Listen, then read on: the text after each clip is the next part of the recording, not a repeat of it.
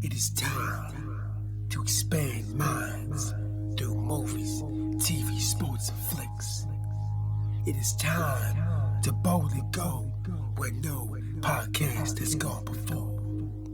It is time for the Captain Talks Flicks. The Captain Talk Flicks. Welcome to the Captain Talks Flicks podcast. I'm your host, the Captain Cortez, aka Mr. Love, and this is where we talk flicks. I welcome the podcast where me, the Captain, talks about movies, TV, sports, flicks, anything you can see on the two-bird screen. I like to get on here and give my unique perspective, because after 47 years of being on planet Earth, I've developed a unique perspective about these movies, TV, sports, and flicks, and I like to get an idea about it. Because just maybe you care. And according to the stats, it looks like you do care. I want to give a big shout out to Puerto Rico. Got some plays over in Puerto Rico this past week. Gracias, gratitude, todo raba. In Puerto Rico, I heard you guys got a very large telescope over there. So you guys can see like planets and maybe aliens. Are you guys seeing aliens over there? I heard there's a lot of UFOs flying around Earth right now. Are you seeing those with that big old telescope? I don't know, but very cool. You guys got a big telescope. Awesome. And thanks for listening. Gracias, gratitude. And just FYI, back in the day, went to school to be a radio DJ, but never got a job. I think I never got a job because I just didn't have the vision. If I would have had the vision, maybe that would enable me to become a radio DJ, but it didn't. And it allowed me to become the greatest podcaster in the Matrix. Something to debate, might be true, might not be true, but I said it on the internet, so it's gotta be true, right? Because everything on the internet is facts, not facts, truth, false, propaganda, fake news, the Matrix, water, milk, orange juice, leche, laranja, grape juice, apple juice, grapefruit juice. I don't know. I didn't make the internet. Ask the people that made the internet. So when you're in line, just be aware, just watch out. Anyways, I could ramble you all day, but I won't. Let's get right to the podcast. But first, a word from our sponsor. Ladies and gentlemen, sometimes I rap. And a while back, I rapped again. I dropped the song called Eat the Frog. You think, bro, eat the frog? What are you talking about? Sometimes in life, you gotta do the hardest thing first. And that's what they call eating the frog. Eat the frog. I asked a couple people about it. They didn't know what I was talking about. They thought I was a madman. Let me tell you, it's true. When you do the hard thing first, it's eating the frog. Eat the frog. So I dropped a song called Eat the Frog, which kind of is about that. So if you want to hear the Captain with his unique rap style over crazy, spacey sounding beats and hear some rap style that you never heard before, check out Eat the Frog. I'll put a link below. Now, let's get on with the podcast. Ladies and gentlemen, I am back again. And it's a beautiful day outside. It's sunny.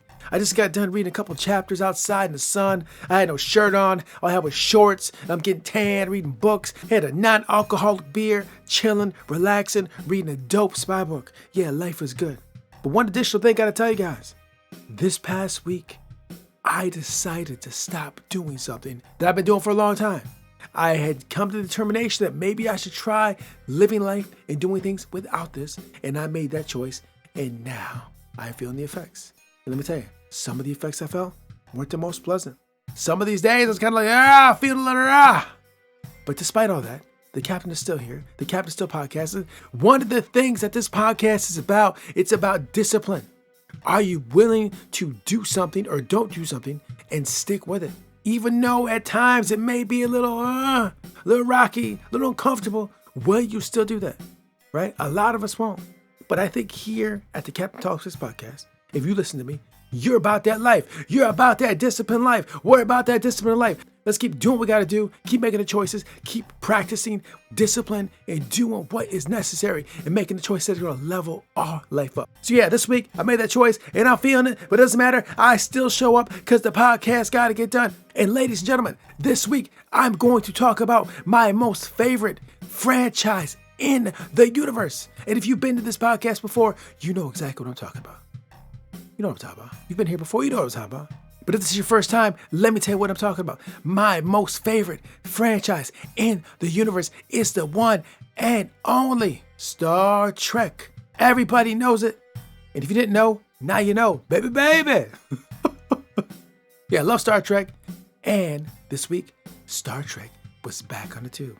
I'm talking about Star Trek Strange New Worlds. Yeah, they're back on the tube this week with the episode called The Broken Circle. Yeah, the episode was great. But before I get into the episode, a couple things. First of all, there will be spoilers. And second of all, I do own some shares in the parent company of Star Trek. I just want to be clear and transparent to let you know. Now that I told you that, let's get into Star Trek Strange New Worlds, The Broken Circle. Ladies and gentlemen, first episode, season 2, was absolutely magnificent. But you know me, I'm biased. I love Star Trek. They can do no wrong. Every episode I watch is fantastic. And this week's episode, guess what happens? Something happens in Trek quite a bit. Happens a lot. A lot of times this has happened over the years in the Star Trek universe. An emergency message comes through. And there's a crew on the bridge.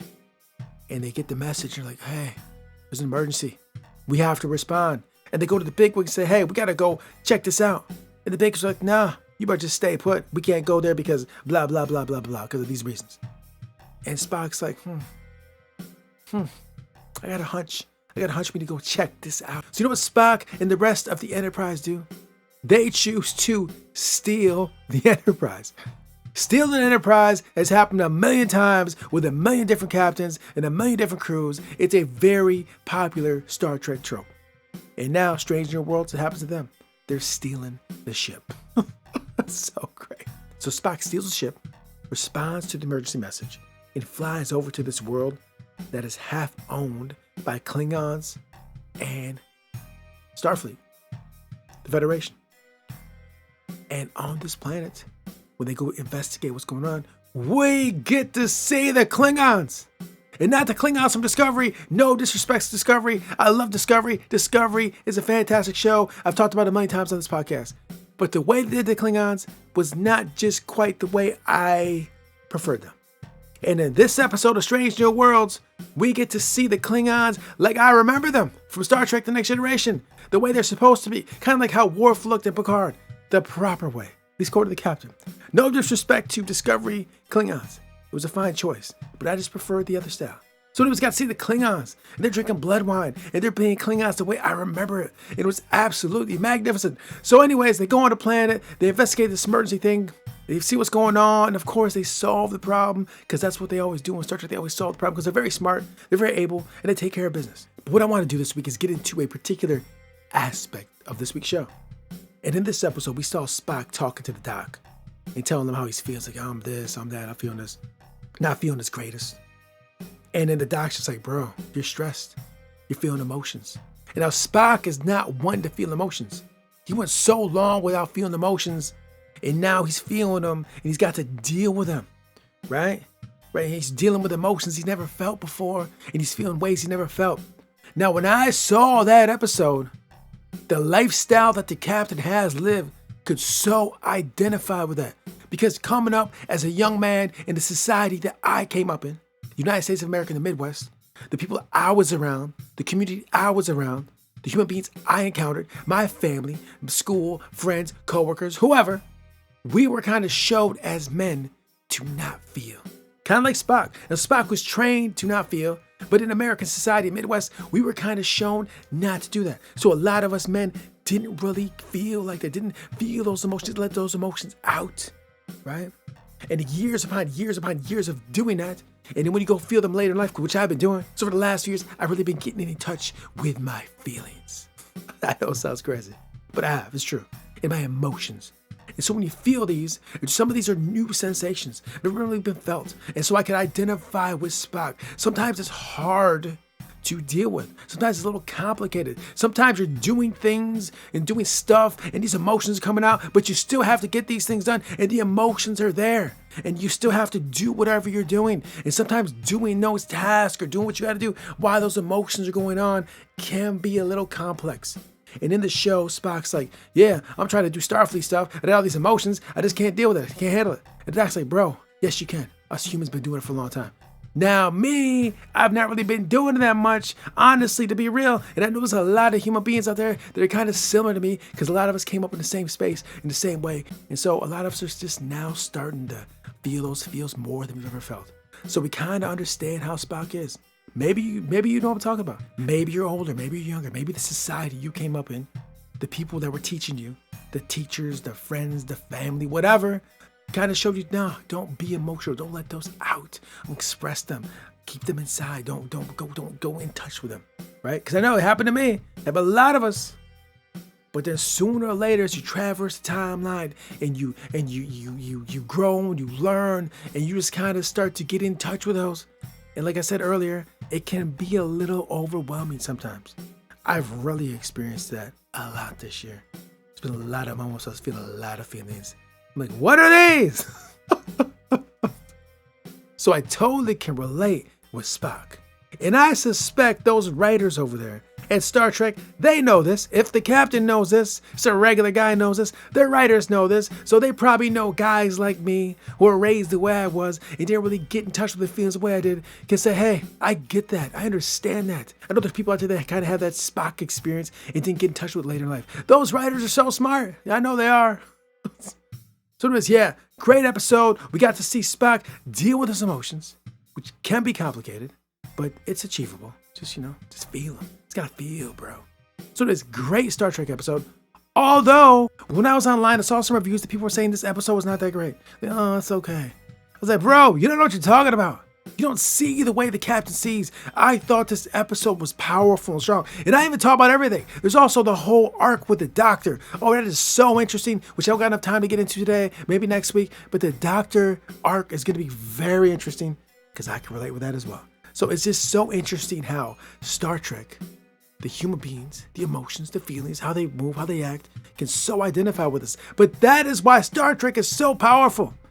Every episode I watch, there's always some aspect of humanity I see in myself all the time. And it's not like that with all the shows I watch. But Star Trek, yes, because it's fantastic writing. It's a fabulous show. It's a human show. So this concludes the podcast. Thanks for joining. Appreciate it. And until next time, we'll see. Nothing is particularly hard if you divide it into small jobs. Henry Ford. Until next time, it's Captain Peace. The Captain Talks Flicks.